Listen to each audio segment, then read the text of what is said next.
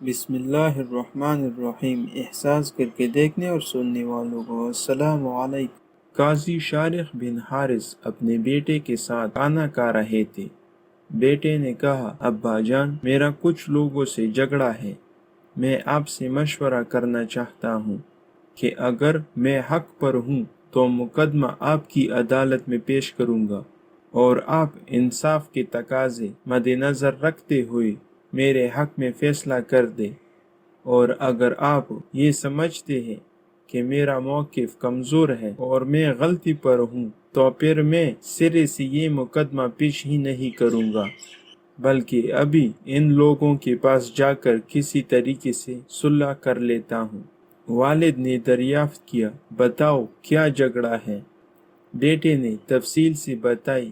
قاضی شارق فرمانے لگے، تم پہلی فرصت میں مقدمہ میری عدالت میں پیش کرو۔ اگلے دن مقدمہ پیش ہوا، فریقین حاضر ہوئے، دونوں نے دلائل دی۔ بعد ازاں قاضی شارق نے اپنے بیٹے کے خلاف فیصلہ سنا دیا۔ عدالت سے فارغ ہو کر باپ بیٹا گھر آئے تو بیٹے نے کہا، ابا جان، آپ نے تو میرے مخالفین کے حق میں فیصلہ کر دیا، یہ کیا بات ہوئی؟ باپ نے کہا، ہاں میرے بیٹے، میں نے ان کے حق میں اس لیے فیصلہ کیا کہ یہ لوگ حق پر تھے۔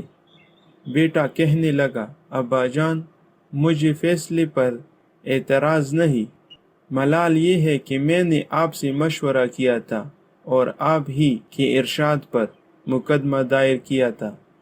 آپ مجھے مقدمہ دائر کرنے کے لیے نہ فرماتے تو میں ان سے صلح کر لیتا، اور آج سرعام سب کے سامنے جو میری ذلت اور رسوائی ہوئی ہے، اس کی نوبت نہ آتی۔ آپ نے اسی وقت کیوں نہ فرما دیا کہ میں جا کر ان سے صلح کر لوں؟ آپ نے تو مجھے بڑی عدالت میں ذلیل کر دیا۔ قاضی شارق نے فرمایا، بیٹے، اللہ کی قسم تم مجھے دنیا جہاں سے زیادہ عزیز ہو، مگر اللہ تعالیٰ تم سے زیادہ عزیز تر اور محبوب ہے۔ میرے لیے ہرگز جائز نہیں کہ میں اپنے رب کو ناراض کروں۔ اگر میں تمہیں بتا دیتا کہ حق تمہارے مخالفین کے ساتھ ہے تو تم ان سے صلح کر لیتے، اس صورت میں ان کا حق مارا جاتا۔